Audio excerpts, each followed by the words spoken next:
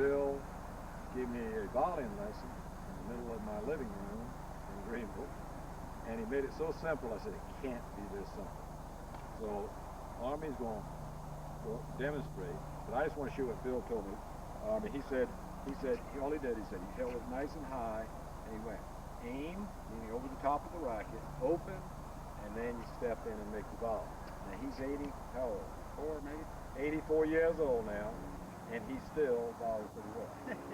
Yeah. So now I've got one of my players here, Drew. I covered some points earlier on volleying, and I want you just to demonstrate to Drew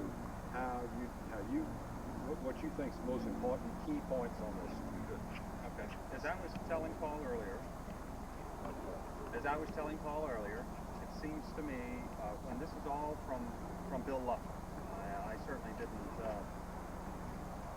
I picked this up from Bill and a guy named Vernon Martin, for a combination of two, but mostly Bill. The volley is hit with your wrist completely locked back. You do not use your wrist in the form that Bill teaches, and I found it to be very helpful, not use your wrist at all. The volley is really hit from using your feet. Your feet power and your movement is where your power originates, not from your shoulder very much, although a little bit, and certainly not from your elbow or your wrist. So, if you will, take the racket and put your wrist in the back as far as it will go. So another way to think about that is just having your wrist out in a stop position. You're holding your racket with the wrist completely back. But the idea is the ball hits the strings going 80, 90 miles an hour. It's not going to be flipping around, and it's not going to be going anywhere but that way. So as the ball hits the strings, it has nowhere to go but forward, because there's no play in the wrist. There's no play in the elbow either. And the forehand volley is actually a fairly awkward shot when you're learning it. The backhand volley is a very natural thing to do. Forehand volley is fairly awkward.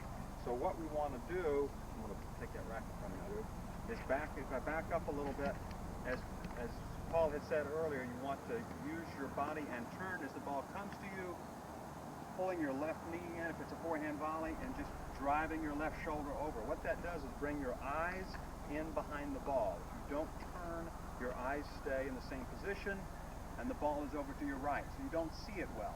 The whole idea is to get behind the ball, much like a catcher would not play baseball, catching the ball like this. Look at the top of the ball. He wants to get directly behind the ball. That's why he's in crouch. You do the same thing. It's sort of a catcher's method. So the idea is you pivot over, you bring your eyes in, bucket face, and as Billie Jean King is always talking about, the best volleyers always see the ball through the back of the strings. The idea is that you're actually looking slightly behind the strings and your eyes are in good position. The next thing that has to happen is you've got to drive with your feet. So as you go into the stroke, you move forward with your body, and that's the 90% of the stroke and 90% of the power. The other thing that's fairly critical is trying to keep your left shoulder over. If your left shoulder doesn't turn, again we said the eyes don't get in position, and then you end up hitting it like this, your racket face is open, it's very difficult to hit the ball to the right, and you're most likely going to volley left. So if I'm on the other side of the net and I see you do this, I'm going to start moving to my right, because you're probably not going to be able to to your right. So, if you tuck and move your left shoulder in, you're going to volley in that position and try to get your legs driven in behind the ball. Let's try that. Okay. Pretty uncomfortable, isn't it? It's an uncomfortable stroke. There's no doubt about it. Now, of course, you've been doing it worked on it for about 2 weeks, and I got comfortable in 2 weeks, but I was a pretty good player at the time. And of course, over years, it's very comfortable for me, but as a beginner, when you're trying to do this shot, it's a little bit uncomfortable. But the mechanics are sound, very sound. The other thing that it's, show me your position so he's getting ready. One thing I would correct here is you notice his elbows are very close to his body. So as he gets ready, the ball comes into this position, he's jammed. What he wants to do is have his elbows relaxed, but extended. Bend a little, relax a little. There you go. So his arms are out here, so if the ball comes in here, his elbow has a little playing room to make that shot. So he's going to come in this position, never with your elbows on your hips. You end up hitting the ball behind you on both sides. So you're here, and then he goes ahead and makes his turn, make his shoulder turn, and move out with your left foot, and turn as best you can. There you go. Now reach as far as you can. You can drop that hand down. Now reach as far as you can. How far can you reach? How far can it be? Follow that. Okay, good. Keeping that left shoulder there. That's as far as he can go. That's about as best he's going to do. But you don't want to notice that his elbow is straight, his wrist is back. driving with his shoulder and his leg. If he hits it back here, his elbow bend, and this opens up, start to get one of those. So really, it's a fairly concise stroke, moving forward as best you can, reaching as far as you can, diminishing the distance between you and the net. So as you move forward, you're doing that, trying to get the ball out in front of you as far as you can, leaving your left shoulder closed. Obviously, you can't always keep your left shoulder completely closed, and you're going to end up hitting a lot of balls like this, but at least you tried to get the left shoulder around. That's it, Paul. Mention the backhand to him, like we talked about, showing you. Backhand volley is a whole lot simpler. Just go ahead and show me your backhand volley. So elbows in front first. Don't start with your elbows in close. Hey, Scarpa, go ahead and just make the stroke. Go ahead. Good. So the exact same thing, except for two things that I would say to Drew is, I'll take that away from you, is that you want to use your shoulders and your upper back to hit the ball. That's where the muscles are. There's not a whole lot of muscles hitting the ball like this, because now you're using the hinge joint of your elbow, and your wrist might get a little sloppy, and it's difficult to hit the ball that way. Or if you hit it that way, you're hitting it with the racket head below the net. So what you're trying to do is get over, make the same turn with your hips and leg, get the racket head up, hit the ball in front of you, and get your back pointing towards your opponent, so that you're using this group of muscles in your back.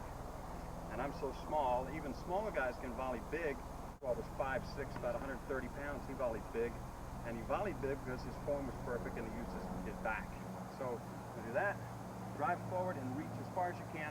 You have the luxury on the backhand volley of being able to reach about 2 feet further than you can on the forehand, because your arm is on the front side, so I can reach almost 2 feet further here than I can here. That's as far as I can go, and my backhand volley is another 2 feet out.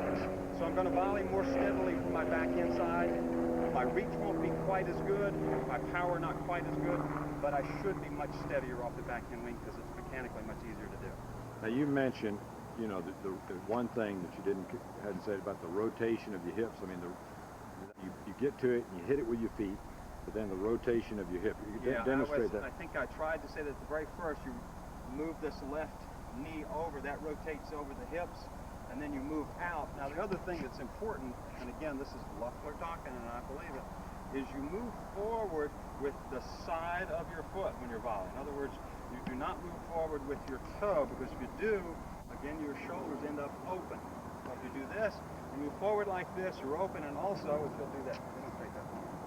Do it incorrectly. All right, move out with your toe in that position. Now, do not let me push you over. You see this? He's off balance. All I have to do is just barely push him, just the littlest bit. He's going to be off. The reason for that, take your place again. Okay, go. Take your place.